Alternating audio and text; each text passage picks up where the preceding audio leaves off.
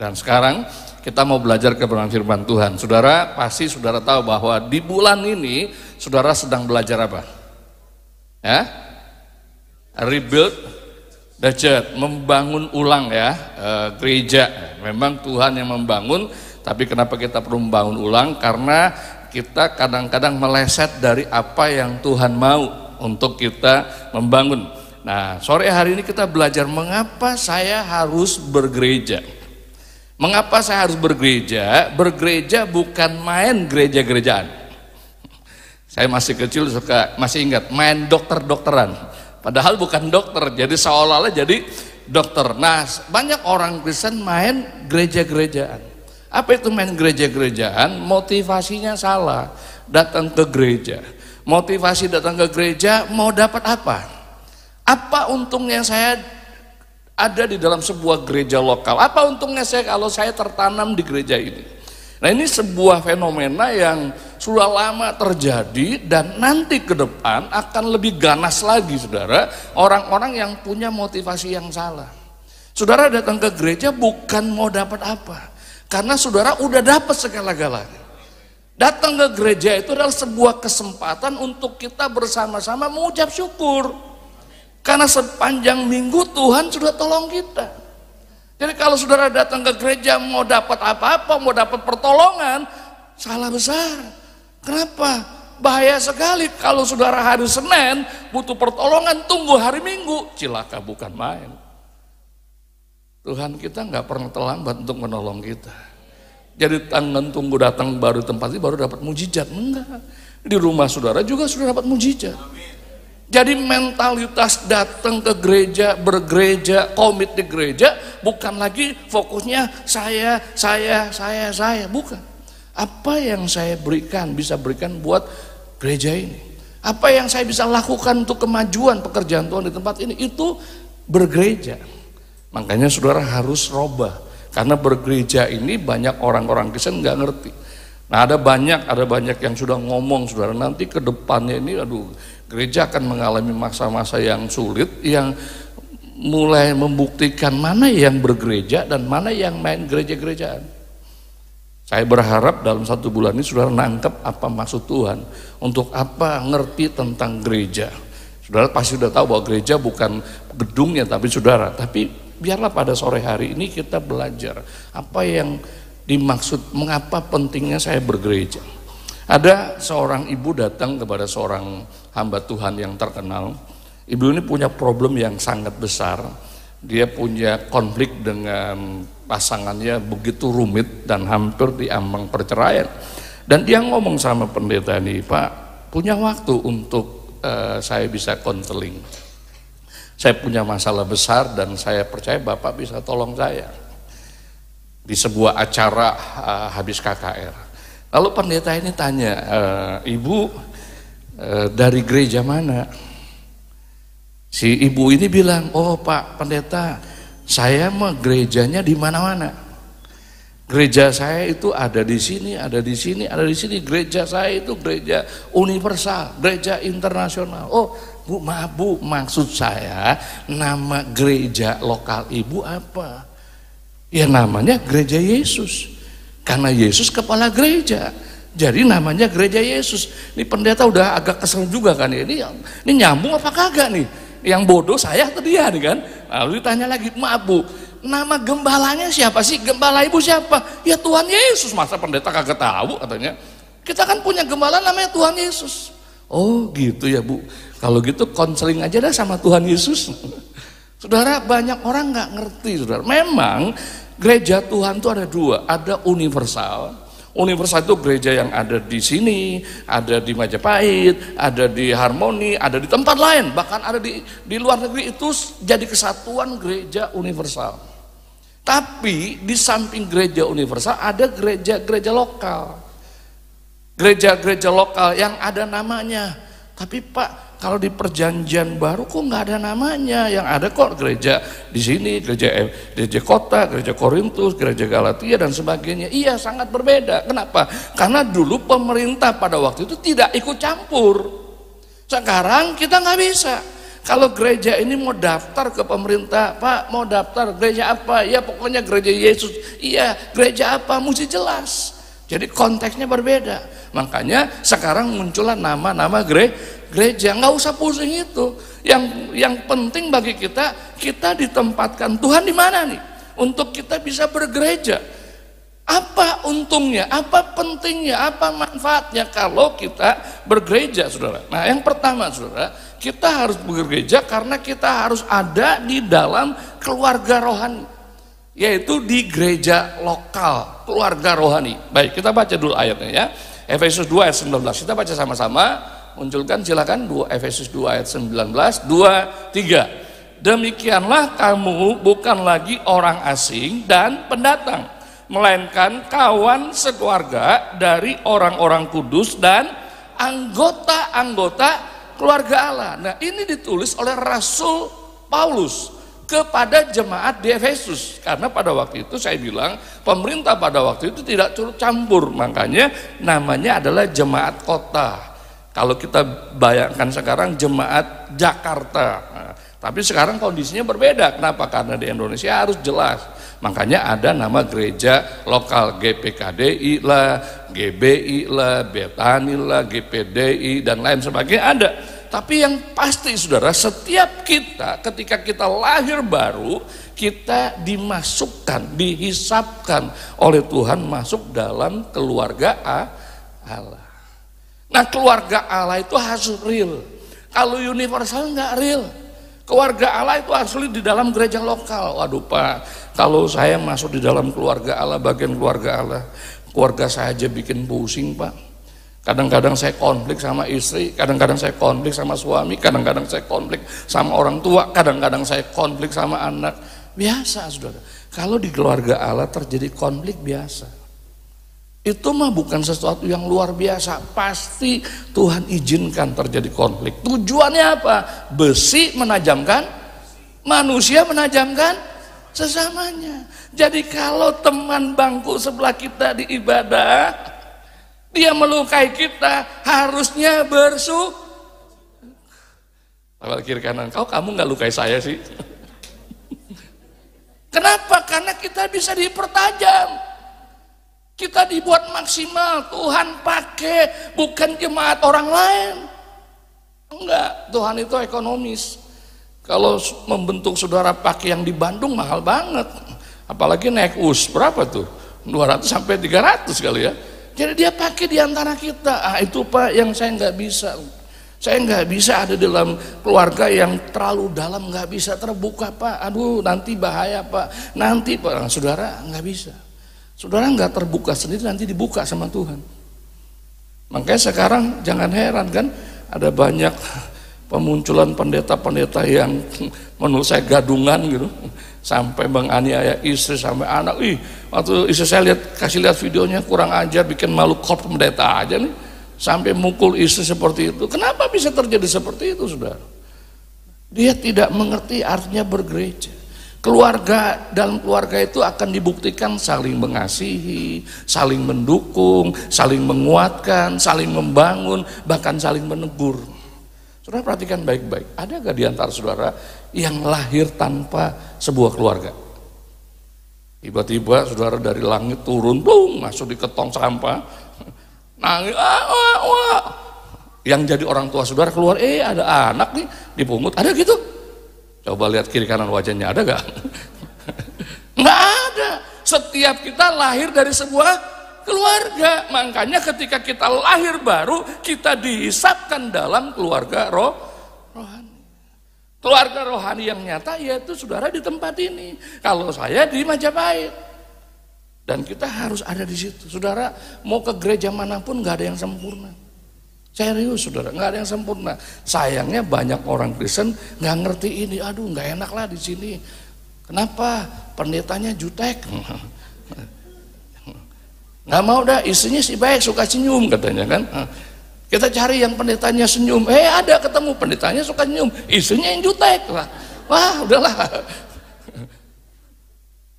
Ada Pak, udah Pak. Bapak pendetanya senyum, ibu gembalanya senyum, tapi majelisnya Pak tukang minjem duit. Aduh, nggak jadi dah. Saudara mau ketemu dimanapun, saudara nggak akan ketemu gereja yang sempurna. Ada yang sempurna, kalau saudara datang jadi nggak sempurna. Kenapa? Karena saudara bawa trouble, bawa masalah. Saudara, gereja adalah kumpulan dari orang-orang yang belum sempurna dan sedang dibentuk menjadi sempurna. Sampai kapan? Sampai Yesus datang. Kalau jadi berarti sampai Yesus datang, saudara akan berhadapan dengan teman-teman, dengan saudara seiman yang kadang-kadang nyebelin, kadang-kadang keselin dan lain sebagainya. Nggak apa-apa, saudara. Kita mesti tahu bahwa Tuhan pakai dia untuk mempertajam hidup saya. Tuhan pakai dia untuk jaga hidup saya. Nah, di Amerika Serikat, saudara, ada beberapa orang melakukan pendidikan dengan sekelompok tikus. Jadi sekelompok tikus ini ditaruh dalam satu ruangan. Ada kayak tempat-tempat untuk kumpul tikus. Nah, selama tikus-tikus itu berkumpul ya, sering berkomunitas, sering berbagi dan sebagainya, semuanya sehat. Tapi ada satu tikus, saudara, yang nyeleneh, yang pokoknya yang mau caranya sendiri. Dia keluar dari kelompok. Waktu dia keluar dari kelompok, dia kelilingin ruangan tersebut, sampai di satu pojok dia menemukan satu zat yang ketika dia cium dan dia mulai cicipi, itu membuat dia ketagihan. Ternyata saat itu memang sengaja adalah saat narkoba. Jadi tikus itu dia nggak mau ada di kelompok, dia selalu menyendiri, nikmati sampai teler dan hampir sekarat. Tapi yang luar biasanya dari eksperimen tersebut, setiap kali tikus ini udah sekarat, dia balik ke komunitasnya, lalu komunitasnya nyiumin dia, pelukin dia, jadi sehat. Dan bukan hanya sehat, memang berkali-kali balik lagi, jatuh lagi, berbalik, jatuh lagi. Tapi lama-lama, saudara, ketika dia kembali kepada komunitas, dia sehat dan menang. Dia tidak kembali lagi ke pojok tersebut yang ada narkobanya. Itu kuasa komunitas. Keluarga itu adalah sebuah komunitas. Jadi kalau saudara lemah, jangan lari dari komunitas. Jangan tinggalkan gereja, datang ke komunitas. Engkau dikuatkan, engkau dibangun, engkau diperbaharui. Nah, itulah manfaat kita ada di dalam keluarga rohani. Coba bayangkan, saudara, kalau saudara nggak ada di keluarga rohani, ngeri banget. Nggak ada yang peduli, nggak ada yang mikirin kita. Wah, sebatang kara, ngeri. Kita bersyukur kita punya keluarga rohani. Ada orang tua rohani, ada koko, kakak, cici, adik rohani. Wah, semuanya. Walaupun masing-masing modelnya bermacam-macam, nggak apa-apa. Kenapa latar belakangnya berbeda? Coba kalau semuanya sama. Semuanya sama aja, semua sama. Sama apa? Sama misalnya pendiam semua. Kita semua datang pendiam aja. Enggak ada yang datang nyalamin, diam aja, coba. Enggak enak kan? Tapi kalau ada yang diam, ada yang ceria, ada yang ini, jadi rame. Itulah pelangi. Kalau warnanya satu enggak bagus, tapi banyak bagus. Nah, itu keluarga. Nah, yang kedua, saudara, supaya kita ada di dalam perlindungan rohani. Jadi bergereja itu tujuannya, manfaatnya sangat besar. Kita ada di dalam perlindungan rohani. Maksudnya apa? Kita baca dulu ayatnya ya. Ibrani 13 ayat 17. 2, 3. Taatilah pemimpin-pemimpinmu dan tunduklah kepada mereka, sebab mereka berjaga-jaga atas sebagai orang-orang yang harus bertanggung jawab atasnya. Dengan jalan itu mereka akan melakukannya dengan gembira, bukan dengan keluh kesah, sebab hal itu tidak akan membawa keuntungan bagimu. Jadi waktu kita terhisap dalam keluarga rohani, itu ada pemimpin rohani. Tujuannya apa? Kata firman Tuhan, berjaga-jaga atas jiwa kita. Bersyukur, saudara, kita ada di dalam keluarga rohani, ada pemimpin rohani. Loh, kenapa pentingnya? Karena setiap saya dan saudara sejak lahir baru kita ada di dalam peperangan rohani. Ada dua ekstrem orang Kristen. Oh Pak, enggak Pak, iblis itu sudah dikalahkan oleh Yesus di kayu salib. Benar, tapi jangan lupa iblis itu masih dibiarkan. Masih dibiarkan berjalan keliling sama seperti singa yang mengaum mencari orang yang dapat dimangsanya, ditelannya. Dia cari di mana? Dia cari di nightclub? Kagak. Karena tempat nightclub udah makanan dia. Dia carinya di mana? Di gereja. Ngomong-ngomong, iblis ada di sini ya? Ada gak nih? Ada gak nih? Wah, kalau ada nih, Pak John sama stafnya kurang doa nih katanya. Orangnya harus dibersihkan semua dong. Waktu ibadah nggak ada, steril. Betul, udah dibersihkan. Waktu saudara masuk ada. Loh kok bisa Pak? Iya, dia ngikutin saudara. Kenapa? Di tengah jalan saudara hampir ribut dengan pengendara lain. Loh, berarti kan diikutin kan? Nah, mau kemana dia? Ke gereja. Gue ikut ah. Siapa tahu gue bisa dapat lagi yang lain katanya. Ada. Satu kali Tuhan Allah undang malaikat di seluruh dunia mau rapat besar. Waktu mau mulai rapat, dia lihat si iblis di tengah-tengah. Ngapain lu di sini? Dari mana aja? Ya saya mah keliling-keliling katanya. Lu nggak lihat tuh si Ayub hambaku? Berarti ada di dalam hadirat Tuhan. Ah masa sih Pak? Dia ada di gereja. Nah kalau saudara ngantuk ke gereja berarti ada. Saudara waktu dengar firman Tuhan ditiupin. Lama-lama wattnya kurang. Oh berarti ada. Waktu dengar firman Tuhan, saudara pikirannya, ntar gue pulang makan apa ya? Wah ada dia. Berarti setiap hari, setiap saat kita ada di dalam peperangan rohani.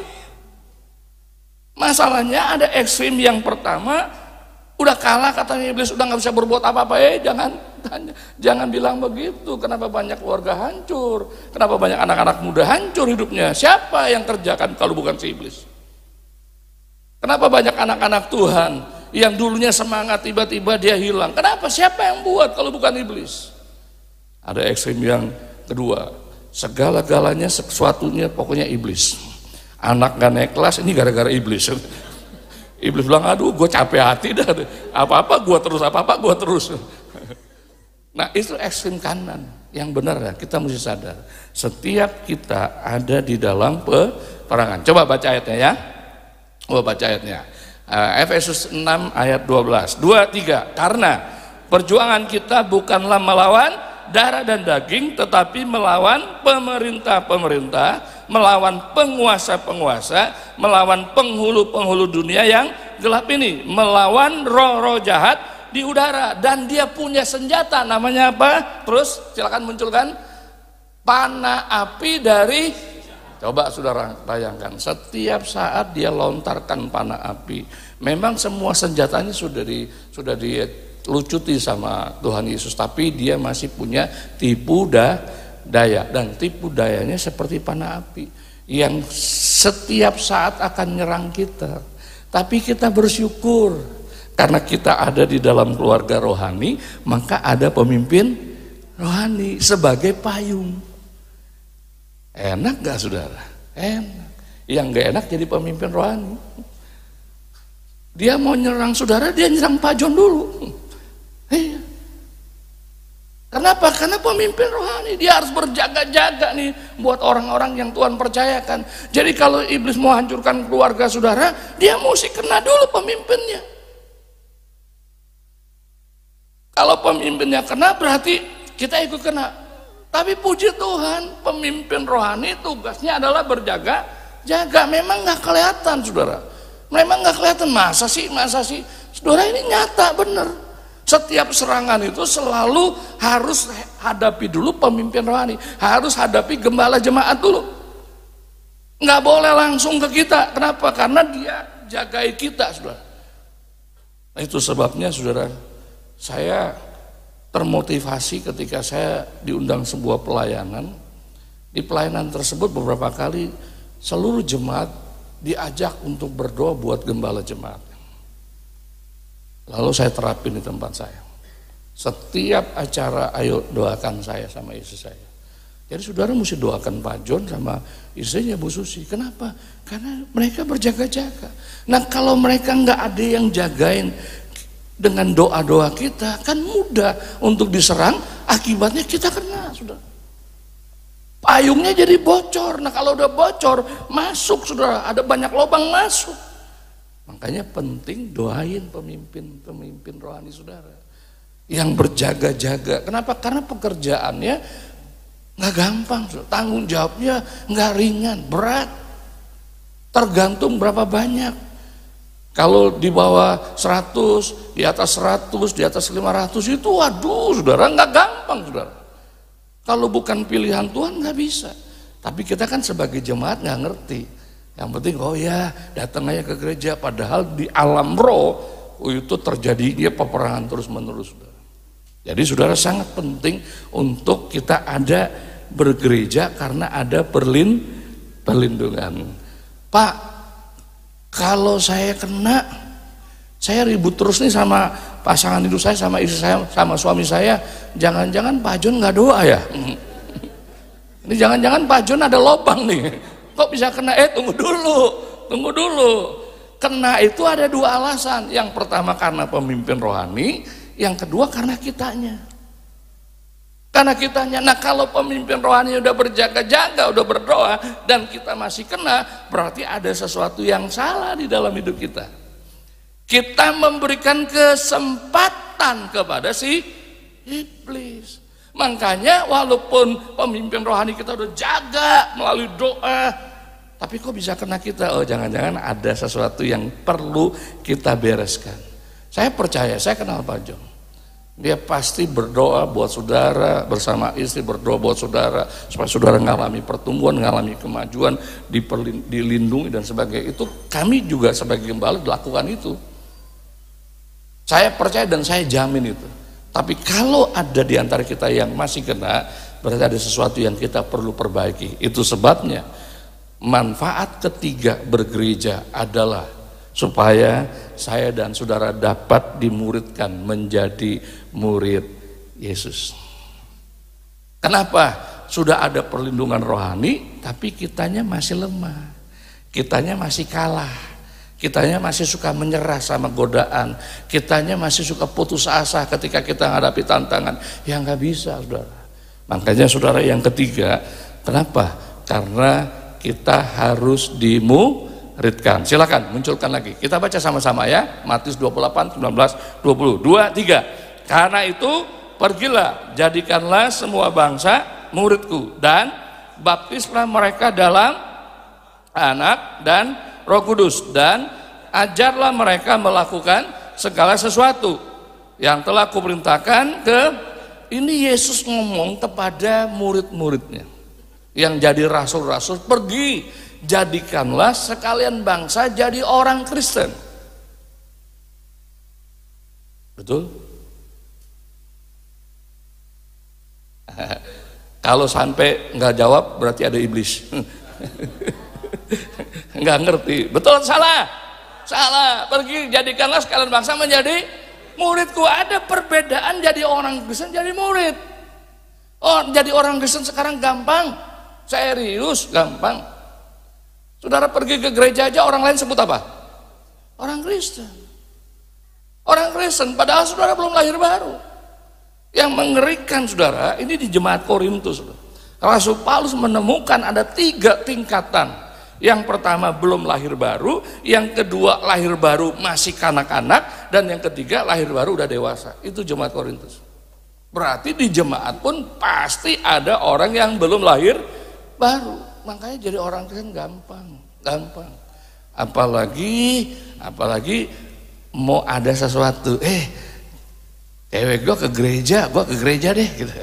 Gereja di konseling, bener kamu serius lah mau menikah sama dia? Iyalah, perlu katekisasi ikut, baptisan ikut, tapi sudah menikah beda,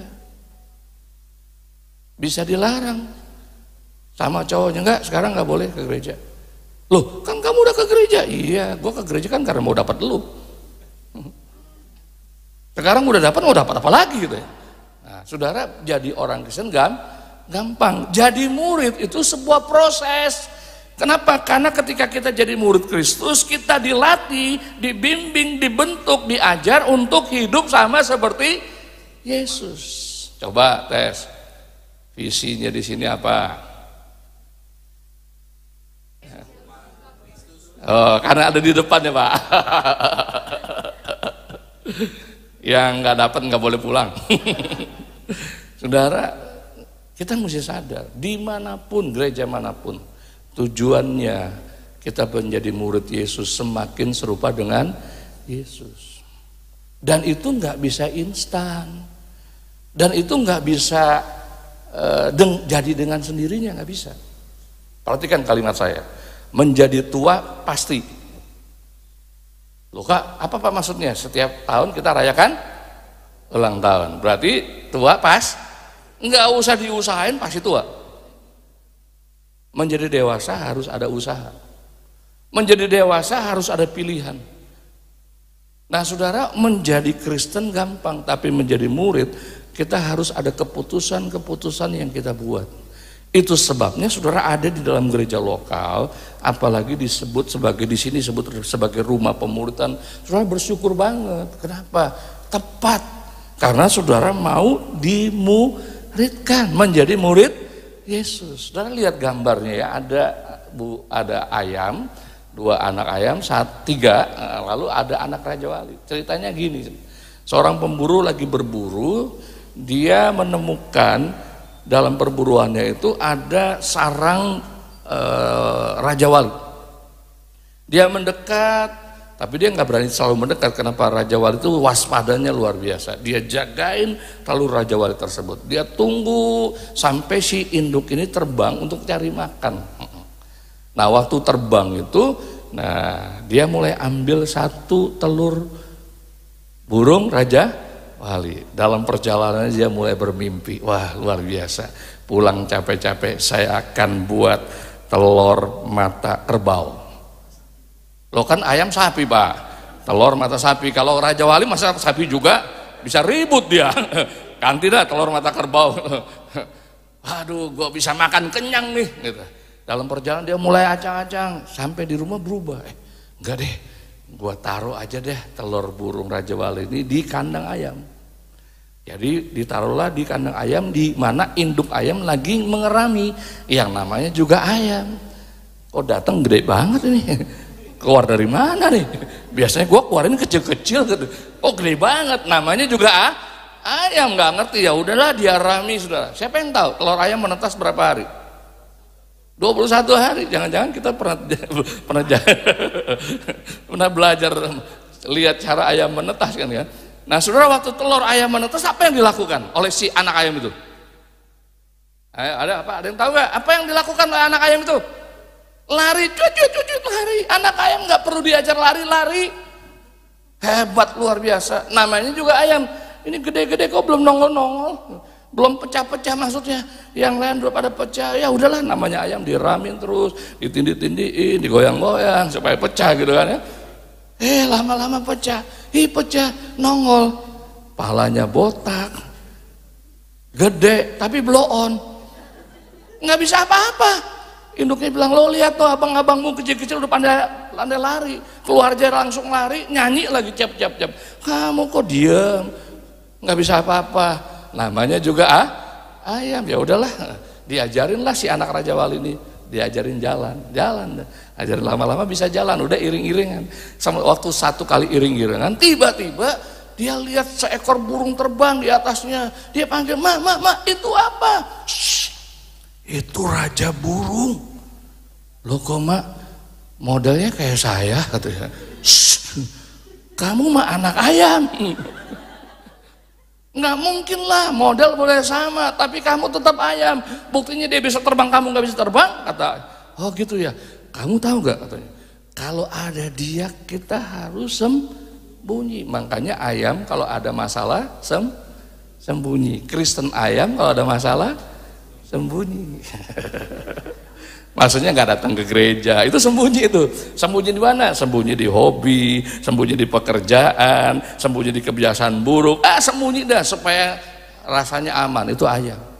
Kalau anak Raja Wali enggak, burung Raja Wali enggak. Ketika ada masalah, dia bilang ini kesempatan aku bisa terbang tinggi. Aku ada kesempatan buat terbang tinggi. Kita balik ke si burung Raja Wali. Saudara, sampai mati anak Raja Wali ini jadi apa? Ya enggak lah, jadi Raja Wali. Masa tiba-tiba mati jadi ayam? Iya kan? tetap jadi raja wali, cuma tidak bisa terbang, tidak bisa hidup seperti raja wali. Banyak anak-anak Tuhan potensinya luar biasa tapi tidak pernah dimuridkan. Waktu pulang ke rumah bapak, innalillahi wa inna ilaihi rajiun. Bukan saya Pak yang ngomong. Kenapa? Karena nggak dibentuk, nggak dimuridkan. Sayang sekali. Tuhan udah kasih potensi yang luar biasa loh dalam diri kita. Makanya jangan bilang, oh Pak nggak bisa saya dipakai Tuhan. Hei, siapa bilang? Tuhan pakai kita bukan karena kemampuan kita, enggak. Kalau Tuhan pakai kita lihat kemampuan kita, mas saya nggak bisa. Saya waktu remaja aja berdiri di depan 20 orang aja main drum, kaki saya gemeteran maksudnya. Ngomong juga nggak bisa. Tuhan pakai kita bukan karena kemampuan kita. Tuhan pakai kita karena kemampuannya. Tapi saudara, kalau saudara mau maksimal, izinkan saudara dimuridkan. Izinkan saudara dimuridkan karena saudara lahir sebagai anak Raja Wali. Kalau saudara nggak dimuridkan, nanti dunia yang memuridkan saudara, lingkungan yang memuridkan saudara. Jadi saudara nggak jadi seperti yang Tuhan mau. Tuhan mau kita jadi seperti yang Tuhan mau. Itu sebabnya kita perlu dimuridkan.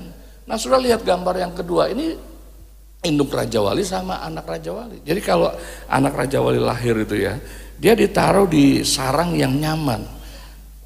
Ada duri-duri, ranting-ranting berduri, tapi ditutupi sama daun-daun, jadi rasa nyaman, aman. Induknya pergi nyari makan, kasih makan. Selama anak itu nggak bisa buat apa-apa, dikasih makan. Tapi udah waktunya, maka induk bilang, udah waktunya ya kita belajar. Belajar apa mak? Kita belajar terbang. Kamu Raja Wali, kalau kamu nggak bisa terbang, kamu bukan Raja Wali sejati, kamu Raja Wali palsu. Kamu mesti latih terbang. Nggak mau, wah nggak mau digoncang-gancing tuh sarangnya tuh sampai semua daun-daun yang buat nyaman itu terbang kemana-mana, tinggal duri-durinya. Jadi si anak ayah yang si anak Raja Wali yang sudah tambah besar tuh nusuk kiri nusuk kanan, kena duri tersebut. Mau nggak mau dia mesti keluar. Ayo sekarang kamu keluar belajar terbang. Gimana belajar terbang? Induknya gampang, didorong aja, ditendang dia. Kenapa? Karena kan sarangnya di atas tinggi. Nggak mungkin burung Raja Wali sarangnya di atas genteng, nggak bisa.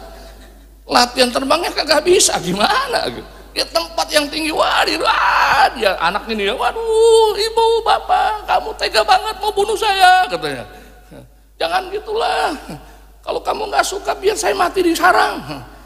1 meter mendekati tanah, induk itu udah angkat lagi, naik lagi.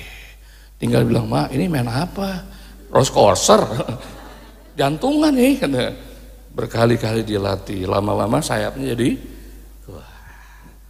Nah kalau udah sayapnya kuat nggak perlu latihan lagi, udah bisa terbang. Sekarang masuk apa pelajaran yang kedua? Pelajaran kedua, nangkep mangsa, cari makanan. Oh mata Raja Wali luar biasa tajam, dia lihat ikan di bawah permukaan air kira-kira berapa senti gitu, dia bisa tangkap. Ayo latihan, lihatin cara saya nangkep, nangkep dapat. Anaknya berkali-kali gagal, kecepatannya belum, daya tangkapnya belum. Tapi waktu dia latihan terus, 1 kali bisa gak? Bisa. Pemuridan itu seperti itu. Kita kalah dengan persoalan, karena kita belum dimuridkan. Tapi kalau sudah dimuridkan, iya ya, dulu saya waktu menghadapi persoalan, saya gampang putus asa ya, gampang menyerah ya. Sekarang kok enggak ya, apa bedanya? Padahal masalahnya lebih berat loh. Tantangannya lebih berat loh, tapi kok kayak ada kekuatan. Kenapa? Karena saudara dilatih, dimuridkan. Jadi sangat penting dimuridkan. Tawal kiri kanan, penting bro, penting ses. Bagi saudara yang sudah dimuridkan bersyukur, ini peneguhan. Tapi bagi saudara yang belum, ayo cepat-cepat cari pemimpin-pemimpin rohani. Tolong muridkan saya, kalau enggak saya jadi Raja Wali yang jadi ayam. Saya mau jadi Raja Wali sejati. Nah saya tutup dengan gambar ini. Silakan munculkan gambar terakhir. Nah saudara, kalau saudara baca di dalam perjanjian baru, saudara akan menemukan 4 tingkatan kekristenan. Yang pertama Kristen bayi, yang cuma bisa dikasih susu aja, Kenapa? Karena kemampuannya cuma susu. Lalu naik Kristen anak mulai meningkat, bukan hanya susu, dikasih pisang, kasih bubur halus, mulai bubur setengah kasar, mulai kasar, terus ngalami pertumbuhan, terus jadi Kristen muda, lalu jadi Kristen Bapak. Nah, Tuhan mau kita bertumbuh jadi Kristen Bapak.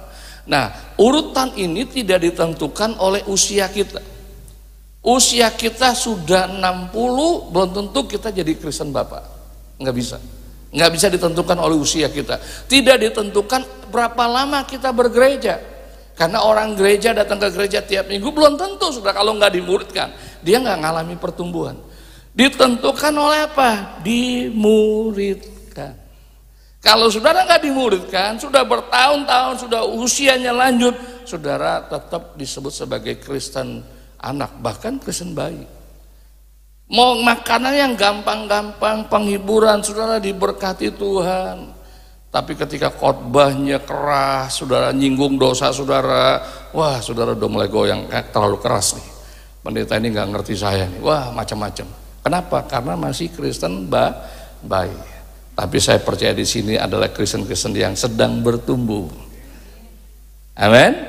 Coba lihat wajahnya, masih bayi, anak-anak, orang muda, atau bapak-bapak, ya.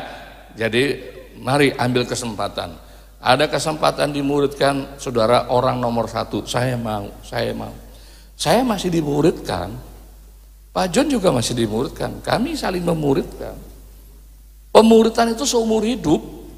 Nggak bisa, Pak udah selesai ya, selesai modulnya, selesai materinya. Enggak, saudara. Pemuridan itu ada 2, on class sama nanti di keluar kelas. Saudara di dalam kelas dikasih teori, tapi saudara praktiknya di luar, di rumah, di jalanan, di kantor, di kampus, di sekolah. Nah itu dia. Tapi kalau saudara nggak diperlengkapi di kelas, saudara nggak punya senjata waktu saudara menghadapi masalah di luar. Tapi karena saudara diperlengkapi di dalam kelas, maka saudara punya kemampuan dari Tuhan untuk bisa menang atas setiap persoalan. Tuhan rindu kita bertumbuh. Itu sebabnya kita harus komit di dalam sebuah gereja lokal. Kenapa? Itu keluarga rohani kita dan ada perlindungan rohani. Iblis mau nyerang pemimpin saya dulu. Dan untuk saya bisa menang, saya harus bertumbuh dewasa. Dan untuk bertumbuh dewasa harus dimuridkan. Mari kita tunduk kepala.